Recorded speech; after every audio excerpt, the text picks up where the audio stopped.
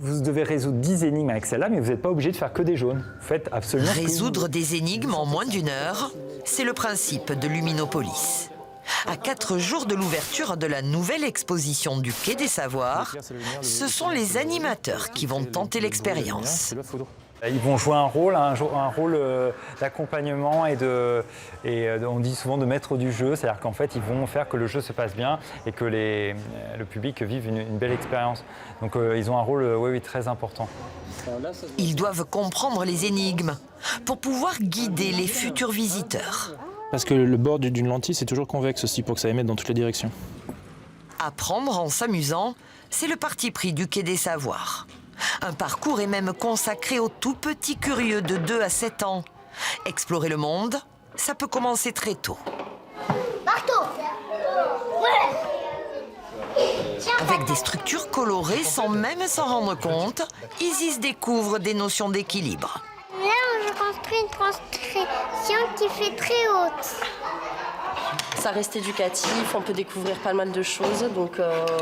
Et jusqu'à 7 ans, je pense que ça permet de revenir et d'avoir d'autres expériences à chaque fois. Donc c'est pas mal, ouais. Et après, tu lâches. Notre objectif, ce n'est pas que l'enfant ressorte avec des notions scientifiques après 1h30 de séance, même si on travaille avec le rectorat, avec des éducateurs de jeunes enfants. Mais ce qu'on veut faire passer comme message, c'est que l'enfant reparte avec des questions, avec une investigation, une recherche, une hypothèse.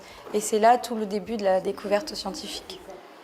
Au même moment, le directeur du Quai des Savoirs fait le point sur l'avancée de l'installation de l'exposition Luminopolis. Et du coup, si on répond à une énigme d'un poste à côté, on peut aller badger sur n'importe lequel. N'importe lequel. D'accord. Un projet un peu fou pour encourager la réflexion. Ce qui est important pour un lieu comme le Quai des Savoirs, c'est qu'on ne cherche pas à former des scientifiques, on cherche à former des citoyens. Et en fait, former des citoyens, c'est développer l'esprit critique. Les valeurs qu'on défend à travers ce projet, c'est vraiment les valeurs de la démarche scientifique. C'est la curiosité, c'est l'esprit critique, c'est la démarche d'expérimental, essai-erreur, et c'est la recherche collaborative, c'est-à-dire on est ensemble pour trouver plus vite. Cône de signalisation.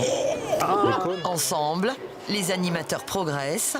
Ils seront bientôt prêts à accueillir le public. Accès autorisé. Alléluia!